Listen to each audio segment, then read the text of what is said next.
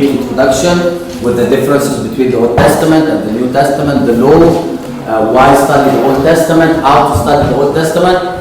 I'm going to just remind you of one important thing that I said last time, because we're going to use this in this study today. That in the how to study the Old Testament, we said what? Anybody remember how to study the Old Testament? Read it. Okay. How to study it? Very good. Excellent. Through the lens of the New Testament. And that's what we're going to do today. How to read Genesis, or the important verses in Genesis, and how to see these verses in the light of the New Testament. We're going to do the same thing when we study Leviticus. We're going to do the same thing when we study Exodus. How to study the book and the important verses in the eyes of the New Testament. Just to complete on how to study the Old Testament, we said in the light of the New Testament and text and context. ما تاخدش part or story out of its context وتقول God is revengeful or whatever. So that's not only the Old Testament. That's when you study the Bible, you have to read the text in its context. So that was the introduction we did last time. Now we're going to start from the book of Genesis. We're going to start studying the books itself. طبعا we know how many books we have in the Old Testament. Come? 36? 40? 32? Guys, eat that. لا without the 7 years. For 7 books. I think it's 7 books. Okay, can 38. 39. It's 39. 39. It is 39. We have 39 books. That's why I asked, because it's 46% of books. Yes. Exactly. It was 46? No, we said 46 earlier. 39 in the Old Testament, and how many in the New Testament? 27. 27. So the whole Bible is 66 books. So the 39 books plus what Martin is saying, the 7 Deuterocanonical. I'm not going to speak about this. Yeah, that's a little bit more complicated. I want to get into easy stuff today. So what's the same? Okay, it's right here. Now we switch the light. There's only one. Yeah, we switched. You're the one who did it.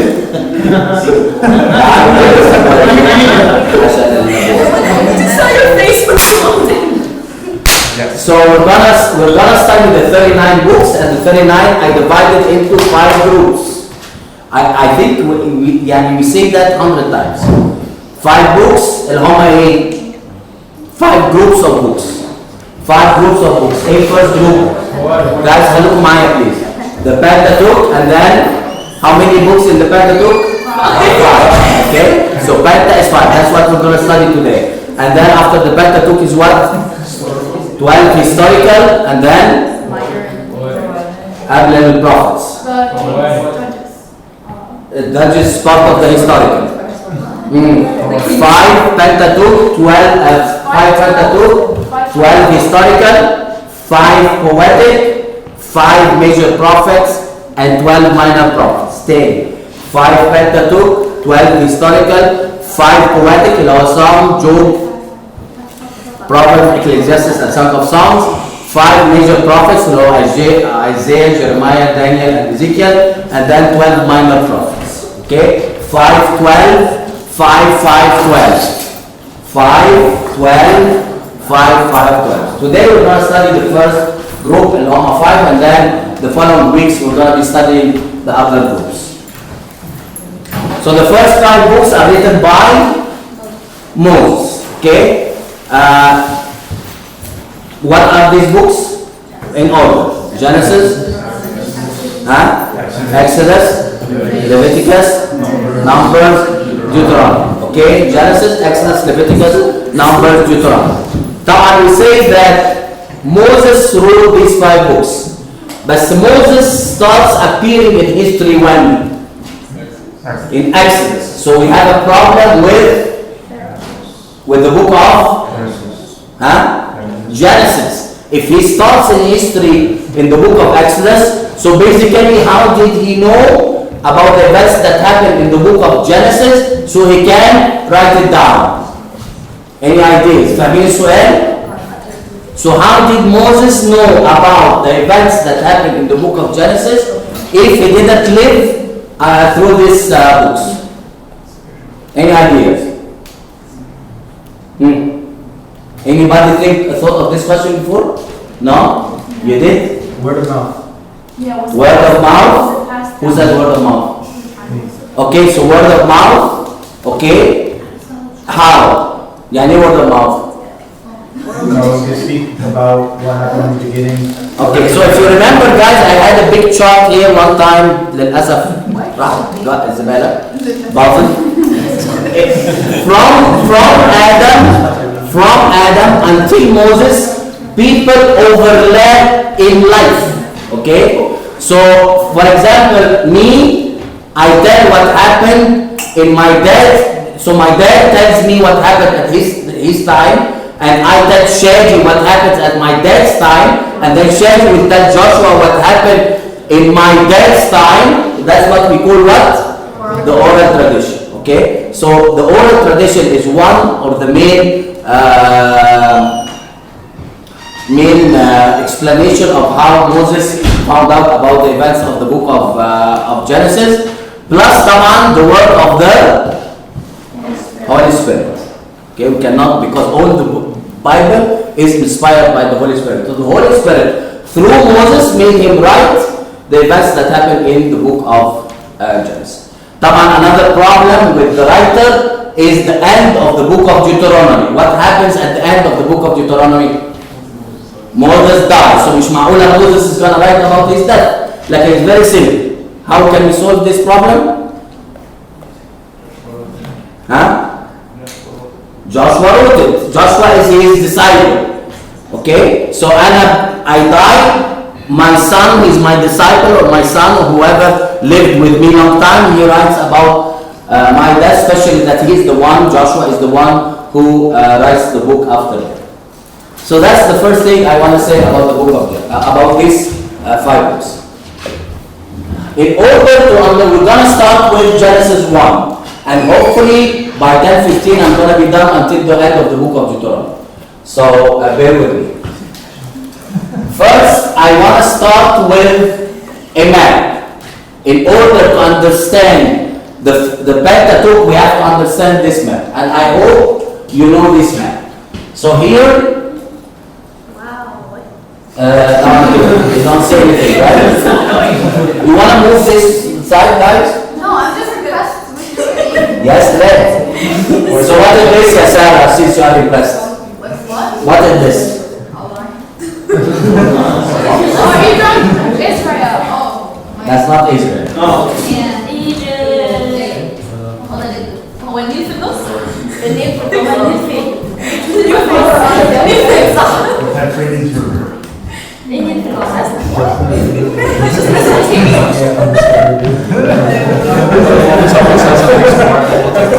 Okay, guys, so this is the Middle East. This is the Middle East, okay? So what is this? Mediterranean Sea. Okay? What in this area? Guys, have it in mind, please. Egypt. طبعا this is the river Nile, okay? الاريا دي اسمها ايه؟ Sinai. Okay, هنا this is the Gulf. And this is Tigris. You know there are 2 rivers here. And Euphrates. Guys, خليكم معايا please. خليكم معايا please. This is what? It's a water area. اسمها ايه؟ Sea of Galilee. Okay, well this is another area of water. Guys, the banana please. This is called the Dead Sea. Okay, between the Sea of Galilee and the Dead Sea there is a river. Anybody knows the name of the river? Jordan River. Okay, the area, guys please. مش عايز اقول guys please tell. Please. We have less than 20 minutes, I want to finish. I really don't want to be interrupted. The area between the Jordan River, the Sea of Galilee, and the Dead Sea, and the border of the Mediterranean is called the, what is it called? Huh? What is this area? Huh? حد قال؟ Canaan.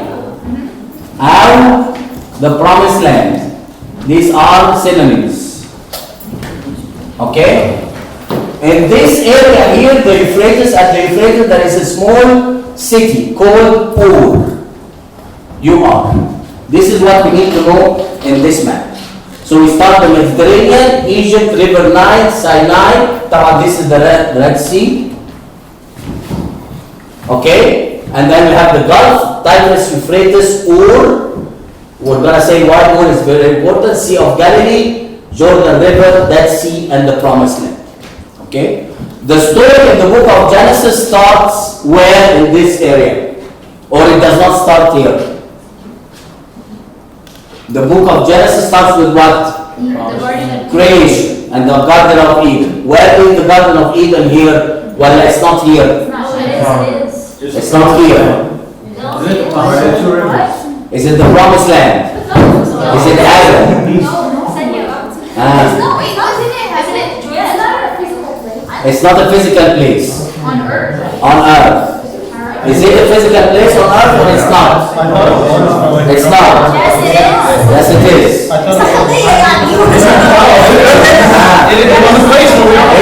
Is it a place on earth?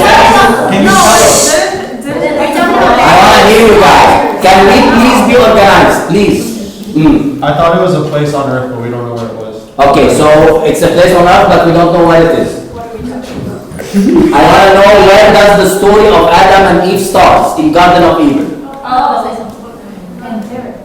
It is a place right by the two rivers that you mentioned. Okay. How do you know that? You told me that. It says that there's two rivers going through. Excellent, very good. So these are not opinions, these are facts. So all theologians believe in this, okay? This is a very important point, guys. When we read the book of Genesis, we have to understand that this is an actual, literal story. These are not symbolic. So the creation is not symbolic. Adam is not symbolic. And commandment is not symbolic. The ark is not symbolic. Babel Tower is not symbolic. These are literal things that happen. And it's very dangerous if we take it on a symbolic way. Because some people say that this is symbolic. Adam is Adam, humanity. It's not really a person. Adam is a person. And Eve was created from his rib. Okay? And they were tempted by the devil. And the temptation was, do not eat from this tree, you eat from all trees, but you don't eat from specific trees. These are all literal things. Why it's important to understand that it's literal thing? Very simply, if this is symbolic, the whole case of redemption falls apart.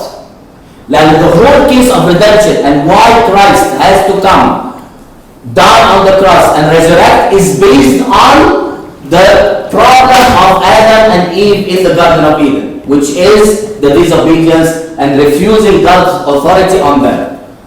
And because of that, they died. Now, if you say that all of this is symbolic, there is no case, there is no problem that we need to solve. If you remember last time when we spoke, the Old Testament shows me the problem, the New Testament shows me the solution. If the problem is symbolic and basically there is no problem, there is no need for the solution.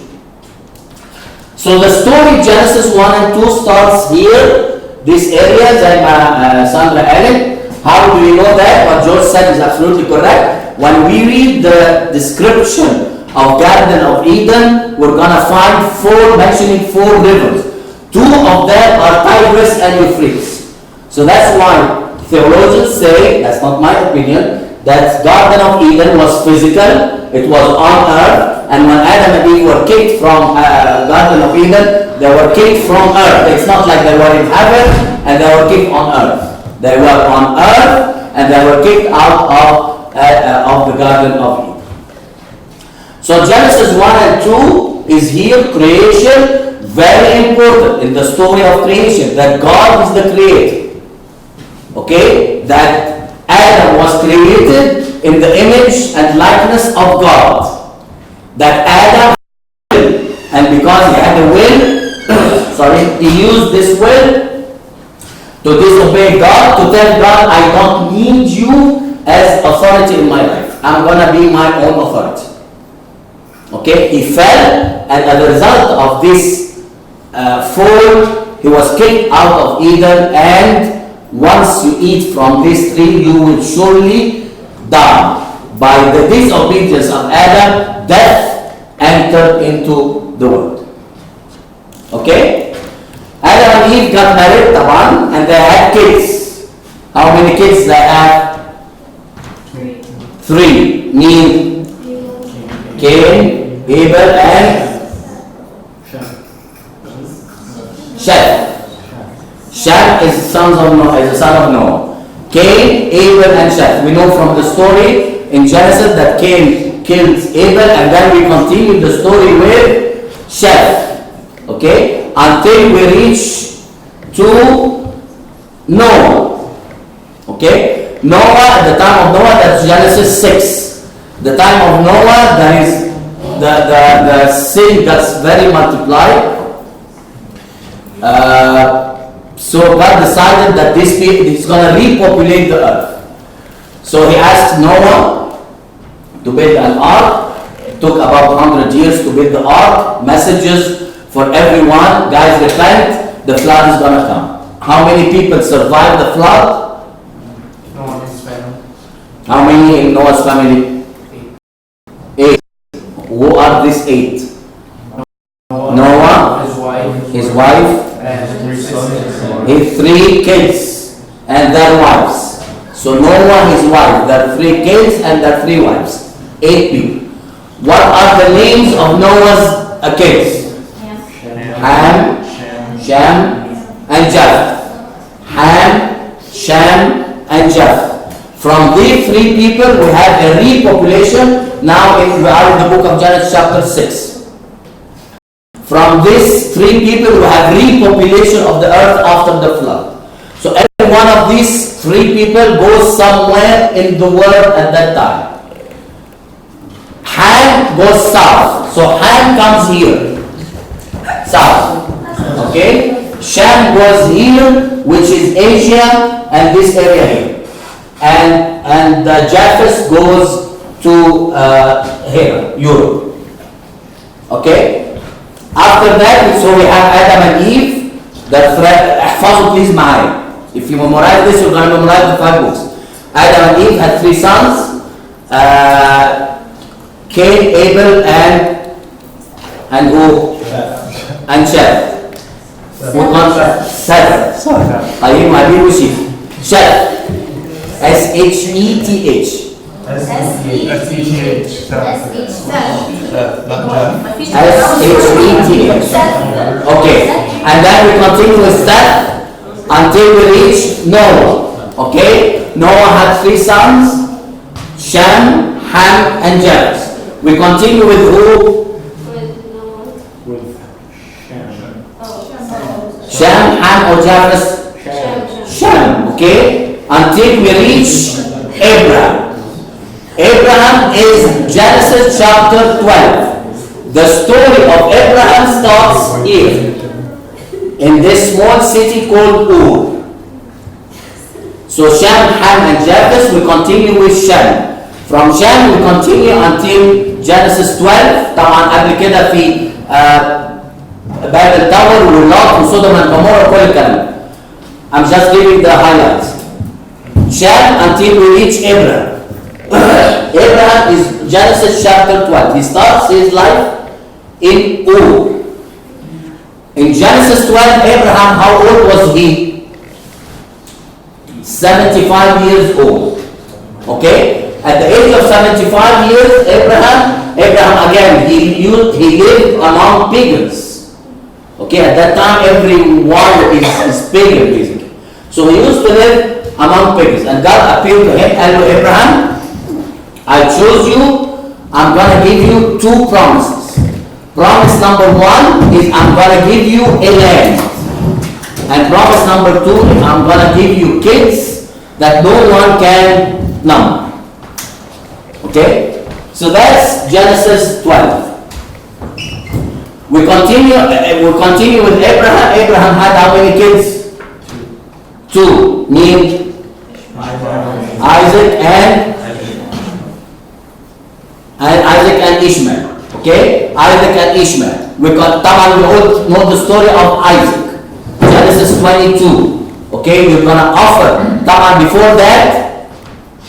Before Isaac, how old was Abraham when Isaac was born? How old was Abraham when Isaac was born? 100 something. How old was Abraham when Isaac was born? He was old. 700 years old. Okay, he was 100 years old. And Sarah was 99. Okay? Remember one important thing. When the promise was given to him at Ur, he was what? How old was he? 75. And the fulfillment of the promise was when he was 100. I heard something beautiful from Abuna Anthony, a sermon just happened that I see it بيتكلم عن I really want to do this study about the book of Esther, and he's saying something very, very, very interesting. We will get that when God is silent, he is not absent. Or God's silence does not mean God's absence. So he is silent in this 25 years old, like he is preparing for the coming or the fulfillment of his promise. Point is very important because that sometimes happen in our life. That we pray, and nothing happens. And we think that God is silent, so because God is silent, he's absent. Like in the story here, even if God is silent, that does not mean that he is absent. So we continue with Abraham, and then we continue with Isaac. Isaac and Ishmael. We continue with Isaac. Isaac had how many sons? Jacob and Esau. Okay? Jacob and Esau. We continue with the book of Genesis, by the way. We continue with Jacob, and Jacob had how many sons? 12. And Jacob, his name changed into Israel.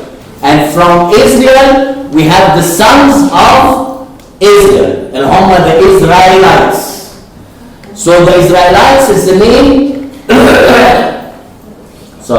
the Israelites is a name that describes the 12 tribes of, or the 12 sons of Jacob. Okay?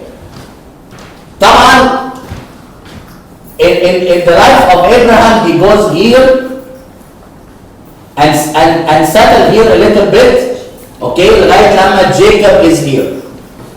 And then we said Jacob had how many sons? 12. Can you name some? Reuben is the oldest. Benjamin is the youngest.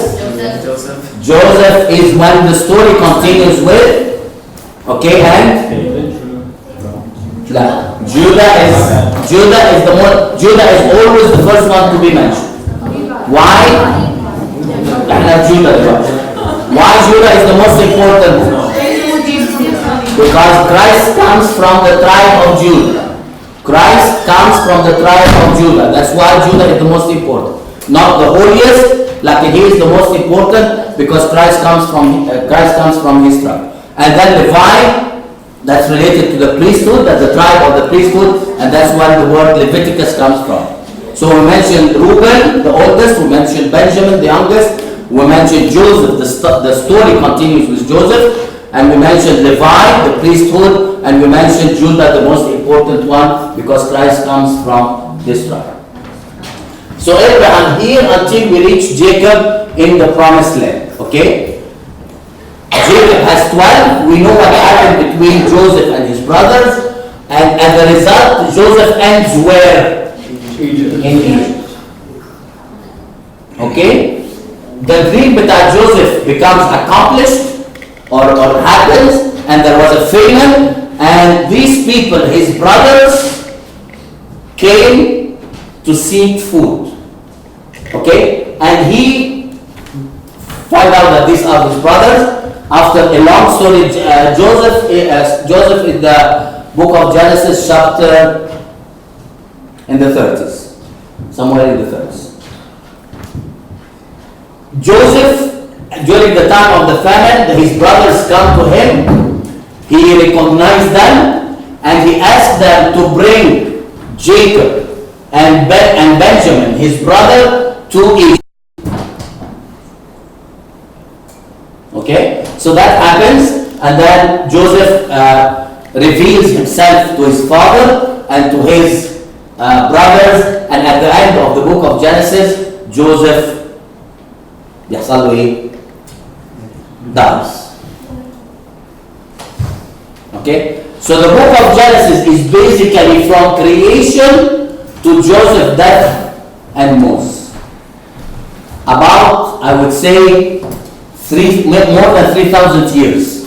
And the book of Genesis that in 50 chapters دول comprise more than 3,000 years of history. We start with the creation, Adam and Eve, Cain, Abel, and Seth. We continue with Seth until Noah, Shem, Ham, and Japheth. We continue with Shem until we reach Abraham, and then Abraham had Isaac and Ishmael, and then we continue with Isaac until we reach Jacob and Esau. We continue with Jacob. Jacob had 12 sons. We mentioned some of them. We continue the story with until Joseph goes to Egypt. That all of this, about 3,500 years, is the book of Genesis. Any questions in this story? Any question in the book of Genesis in what I said? Good? We're good? Okay. So, in order, remember, God appeared to Abraham and he gave him two promises. Promise number one is son or sons, and promise number two is land. So now God is going to fulfill his promise to Abraham. So these people who are here, in Homa Israelites, they have to go here to inherit the promised land. Okay? So the people here, after the death of Pharaoh at the time of Joseph, got enslaved. They stayed here in Egypt about 400 years until they became a huge population. Okay? In the beginning of the book of Moses, we see how God starts working on Moses so that he would be the leader to take the people out of the land of Egypt. So the book of Exodus starts with the story of Moses. Okay? How he was born, how he was kept alive, and how God calls him. Okay? So God calls him and tell him, he lived in Egypt. Moses lived 4 years. First 4 years is in Egypt. The second 4 years, God is building him in the wilderness. And then now he's 8 years old, and God is going to tell him, go speak to Pharaoh so that he let my people go. So that was the message of Moses to Pharaoh, let my people go. So Moses goes to Pharaoh. How old is he? 8 years old. When he goes to Pharaoh, asking him, let my people go. Pharaoh did not let the people go. So what happens after that? The plagues. How many plagues we have? 10 plagues. The most important one is the last one. طبعا نسيت حاجة مهمة أوي in the book of Genesis chapter 3. I'll hope I can get it before we leave. So 10 plagues, the most important one is the last one. What is the last plague? The death of the firstborn. Okay? So God told Moses, you're gonna go. That's Exodus 12.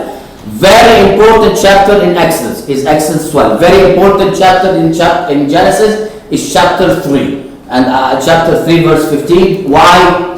It's a prophecy about the coming Messiah. Again, what is important in the Old Testament is what is related to the New Testament. Exodus 12 is about the Passover lamb. You bring a lamb. The description of the lamb is present in the book of Exodus chapter 12. And you're going to kill the lamb at twilight. You're going to bring the blood, put it on the doorpost and the lantern. Okay? An angel is going to come. If he sees the blood, he will pass over. That's why it's called Passover. And the Jewish people until now celebrate the Passover. So if the angel comes, he sees the blood, he will pass over the Israelites, and the firstborn of this house will be saved. If there is no blood, the firstborn will be killed. Okay? Why this is important? How can we see Christ in this? How can we see Christ in the Passover? He fulfills all the requirements of the Passover lamb. The lamb fulfills all the requirements of Christ. What else? Something very important. One word. What say the people? The blood. I see the blood and I will pass over. God from the very beginning, we did not speak about Genesis, how God in the very beginning insists or shows the people that without blood there is no remission of sin. That's not something new. That's from the Old Testament, from Genesis. Okay? Very clear here, the Passover lamb that St. Paul himself says, the lamb is Christ. It's not something that we made. The lamb is Christ. Okay? And through the shedding of the blood, we can be redeemed. Okay? After the 10th plague, Pharaoh gives up. He let the people go. Moses and Aaron start leading the people out of Egypt. They estimate people, the crowd that left Egypt, about more than or about 2 million individuals. How I calculated this? In the book of Exodus, they say that there was 600,000 men, assuming that every man has a wife and 2 kids. You multiply 600 by 4, that's about 2.4 million individuals. So let's say 2 million people went out from the land of Egypt. Okay? First thing, they went out of the land of Egypt, they crossed the Red Sea. Okay? The crossing of the Red Sea is Exodus, I think, يمكن 13 or 14. مش مهم الشابترز قوي عشان خلينا بس في الاوفرفيو. They crossed the Red Sea. طبعا I'm gonna give you this as a homework, and it's really interesting homework. If you want to go from here, where they are going? Here. Okay? So what is the easiest way you think to go from here to here? Straight line. كده. Right? What is that? This one, okay? This red one is called the way of the Philistines. The way of the Philistines. I want you to go home and check for me why God did not take them from this way, the way of the Philistines, and took them the longer way. I don't want answers now. We have it. You have an answer? Now keep the answer for yourself. Keep the answer for yourself. Okay? Nesma, please, guys. Nesma, please. There is a question here. There is a question.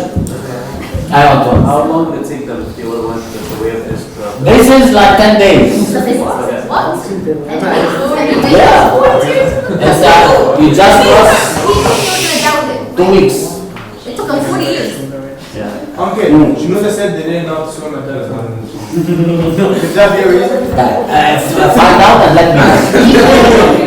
So God took them instead, and the Bible says that instead of taking them from the ways of the Philistine, although it is near. And the Bible himself in Exodus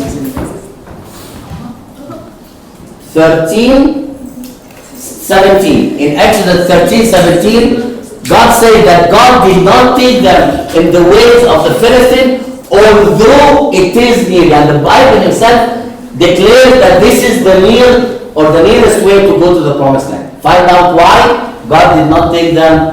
If you continue the verse, actually you're going to find part of the answer. Anyway, they cross the Red Sea, and then they go south. Hena, a couple of miracles happened. A couple of Romani. A couple of miracles happened here. The manna and the bird as food, and the rock, water from the rock, until they reach Mount Sinai. Okay? They reach Mount Sinai in about Exodus 18, 19, 20. Exodus 20, Moses takes the Ten Commandments. Okay? So Mount Sinai is a place where they dwelt for 2 months. What happened in these 2 months? Okay? God gave them what we spoke about last time, the law. Part of this law is the Ten Commandments.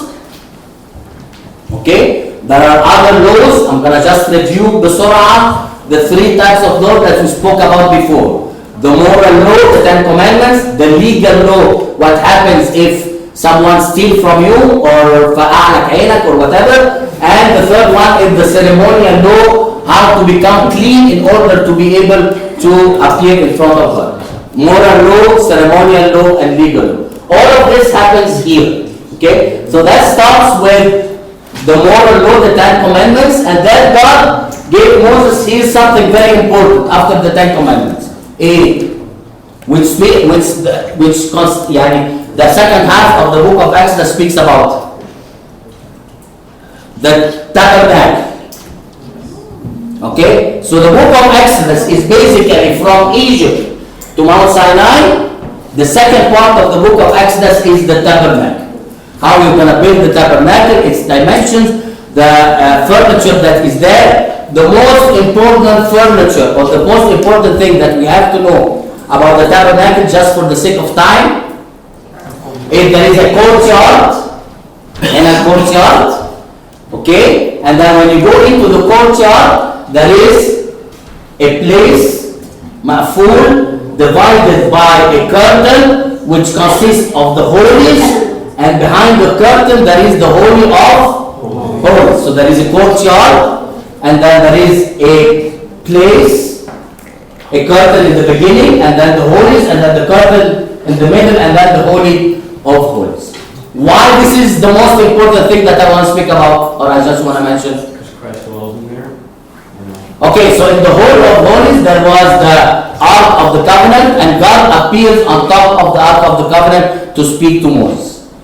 That's one thing. But why the Holy of Holies and the Holy and the curtain are the most important part? There was separations. Only certain people could go. Very good. There was a curtain between the Holy and the Holy of Holies. And because there was a separation between God and the people, only the high priest on the Day of Atonement, which is Leviticus 16, will go into that Holy of Holies. One day, only the high priest. Daily. One day, which is Yom Kippur, is by the way next week.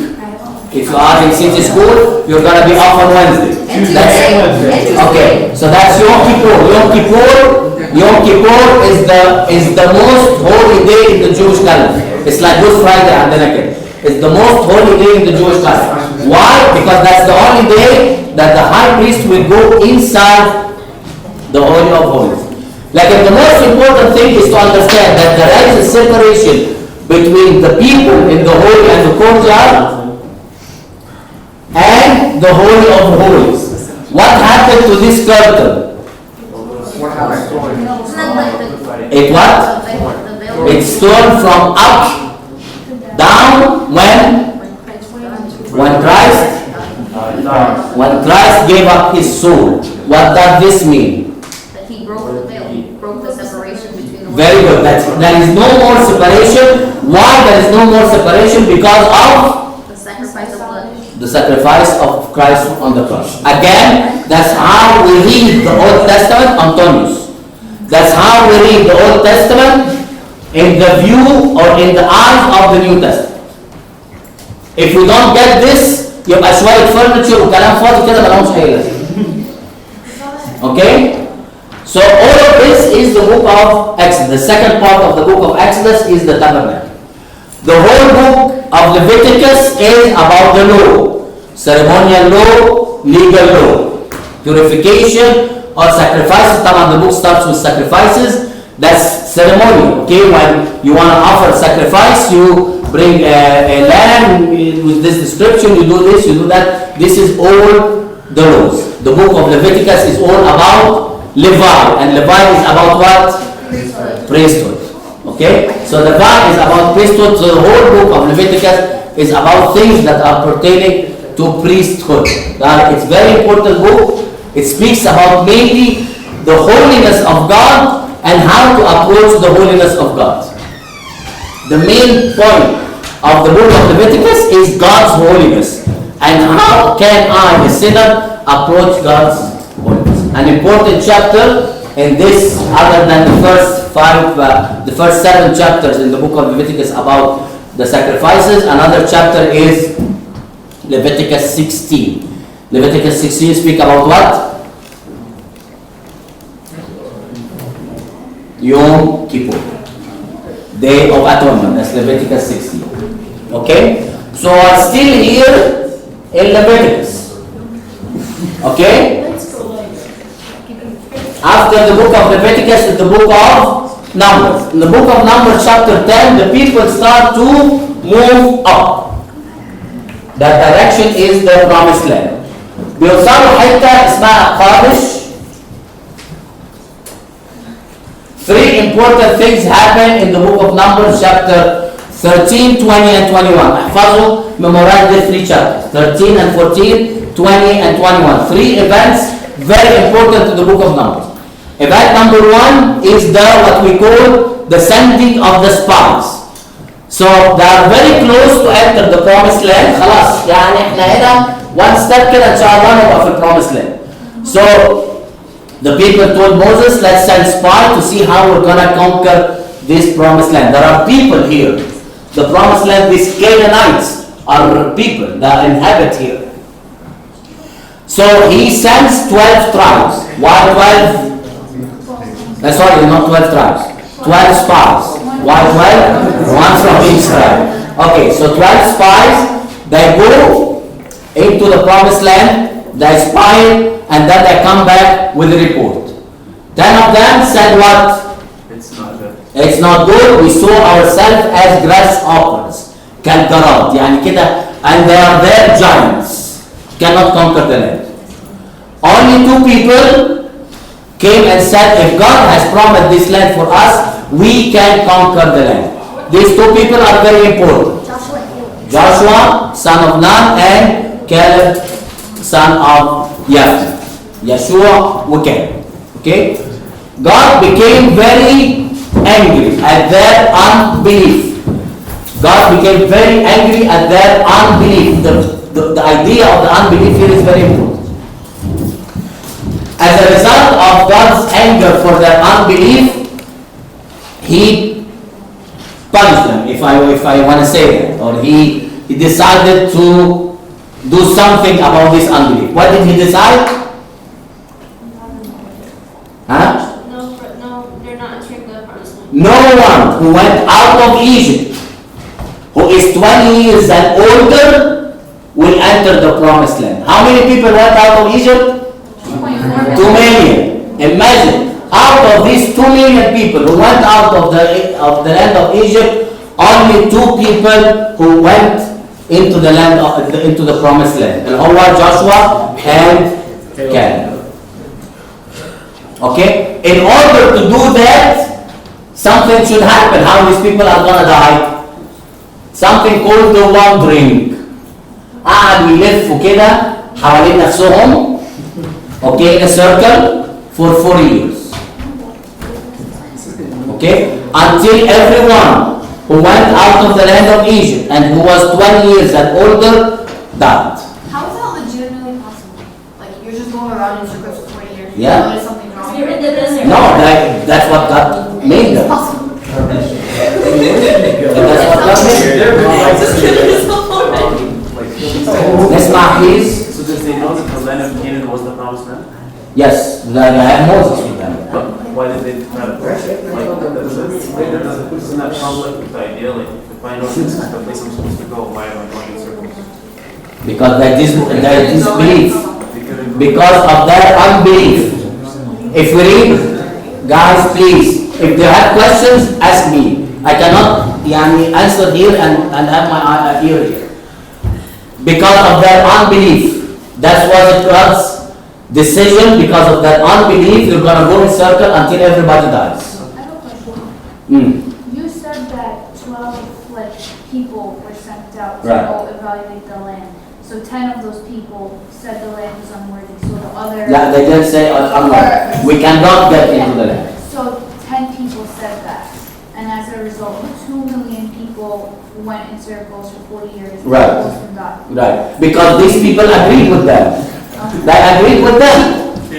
They agreed with this. It was the majority. I guess it makes sense. Like 10 out of 12. Like It's 10 leaders of the 10 tribes. You're saying the people agreed with them. The of course. Yeah, of course. Yeah. Anything? Verena, any question? Guys, please help me. I want to finish in 10 minutes. Okay. Why 21? Why that's a 21? Why Why that number? I don't know. I think you know. If it was, do you have an answer? If it was 21, we're going to say why 21. If it's 30, you're going to say why 30. I don't know. I don't know why 30. It's because it's right before your meal. oh boy. So that's the first thing.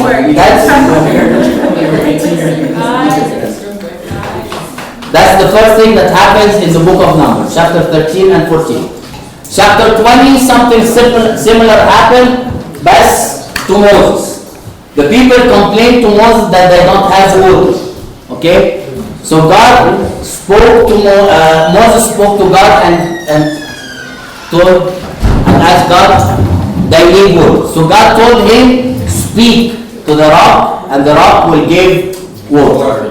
Moses, instead of speaking to the rock, he struck the rock twice, and the rock gave water. That's the book of Numbers, chapter 20. Another homework, the first homework, is why the people did not go through the ways of the Philistines. The second homework, I want you to tell me why it's a problem to strike the rock instead of speaking to the rock. There is a reason. There is at least a spiritual reason. What? That's the consequence. Yes. No. Why he did not listen to God? The Red Sea opened up and he took our rock. Okay, so because of the unbelief of Moses, God decided that because of your unbelief, the same thing as the spies, it's a sin of their unbelief. Because of this sin, you, Moses and Aaron, you're not gonna go into the land of promise. You're gonna just see it, but you're not gonna go into the land of promise, the promised land. Okay, so that's number 2. That's the second thing that happened in Kadesh. Number 3, and I'll take your question. The third thing is the bronze serpent. In chapter 21, again the people are murmuring and complaining. The Israelites are very famous for complaining and murmuring. Very famous. So they complain again because they are in the wilderness. So God sent fiery serpents. Okay? And fiery serpents, that anyone that the fiery serpent will bite, the person will fall dead. So the people cry to Moses. Moses cries to God, and God tells him to make a serpent. Okay? And put it on the rock. That's, by the way, دي غالبا فيها هنا serpent. انا عارف انه the bishops usually have this العصايه اللي معايا دي بيبقى فيها serpent in the end. So you're gonna do a bronze serpent. You're gonna put it up on high. Everyone that the serpent, the fiery serpent, will bite, will look at this bronze serpent. He will live. Why I'm mentioning this as an important thing in the book of Numbers? Why this is important?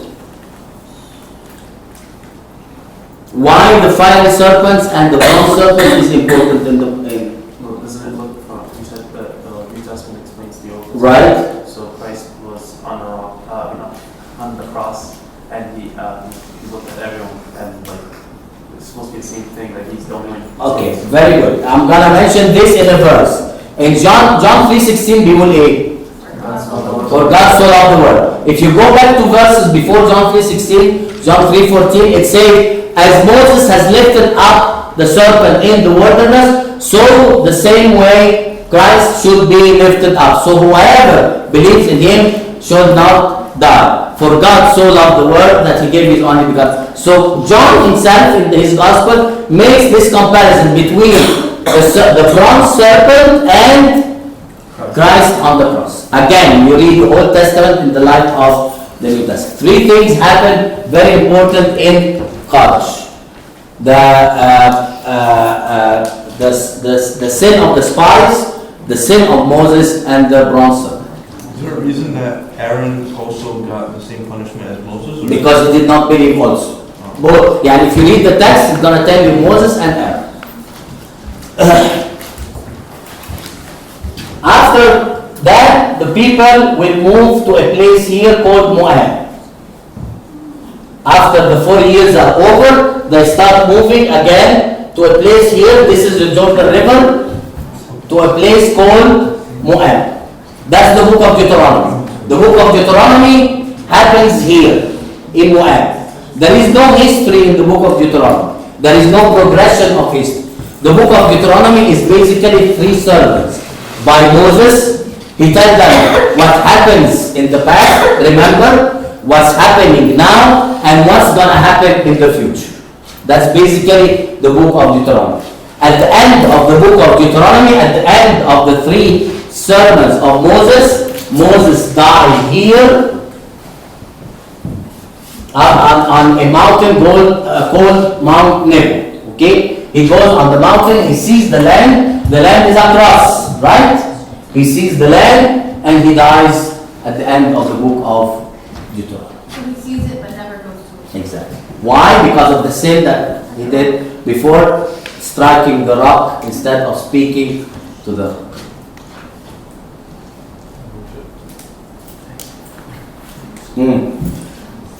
Any questions? I'm going to start again from Genesis. And I want you to tell me guys. We start with Adam and Eve. Their sons are Cain, Abel, and Seth. We continue with Seth. Until Noah had Ham, Shem, and Japheth. We continue with Shem until we reach Abraham. Abraham had Isaac and Ishmael. We continue with Isaac. Isaac had Jacob and Esau. We continue with Jacob had 12 sons. The most important is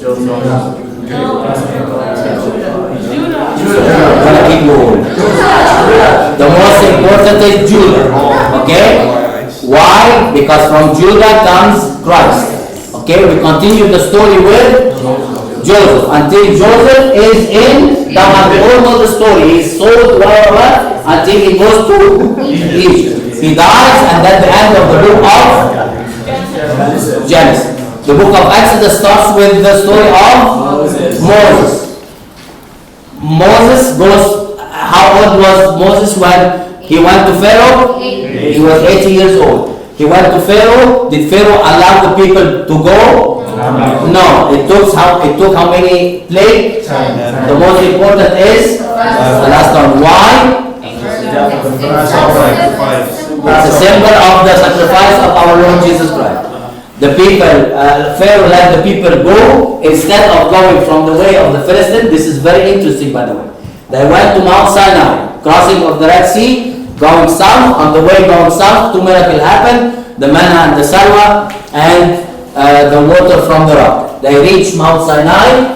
They take in Mount Sinai from Exodus 20 until mid-Numbers, the book of Numbers, maybe 10 or 11.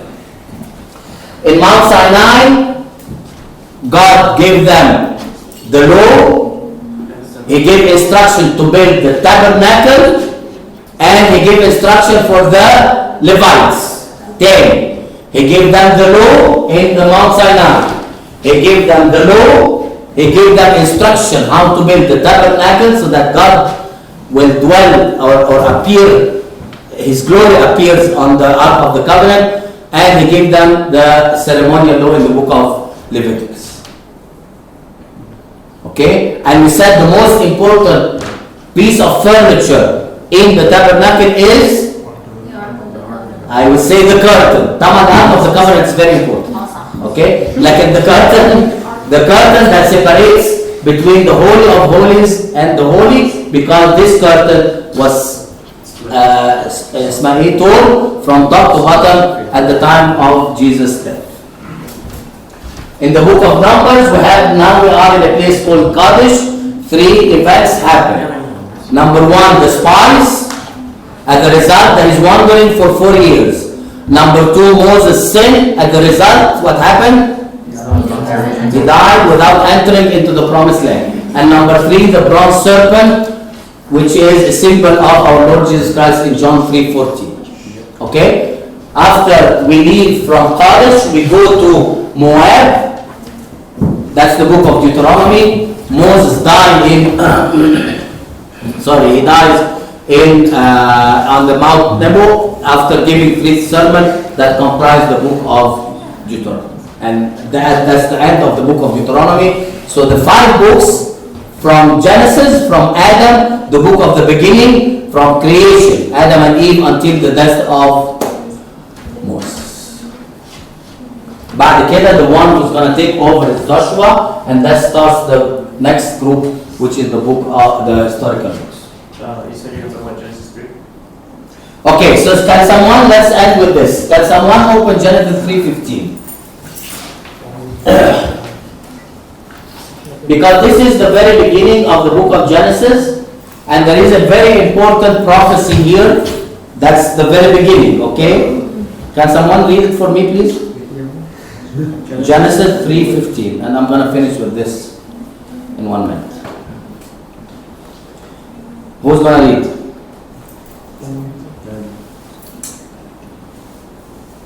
And I will put enmity between you and the woman, and between your seed and her seed.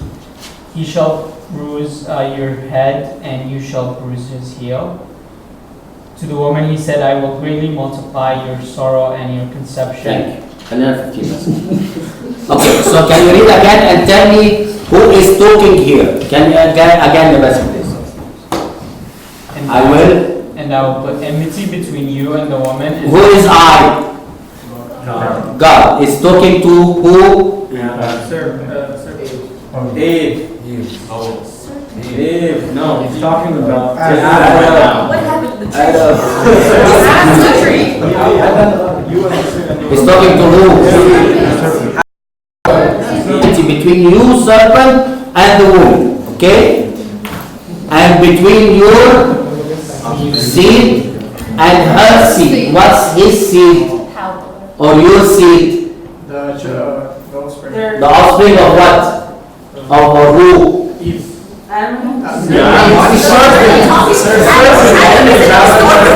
serpent came. Basimur, please. I will put enmity between you and the woman. Stop. God is talking to who? The serpent. So this is the serpent. I will put enmity between you, the serpent, and the woman.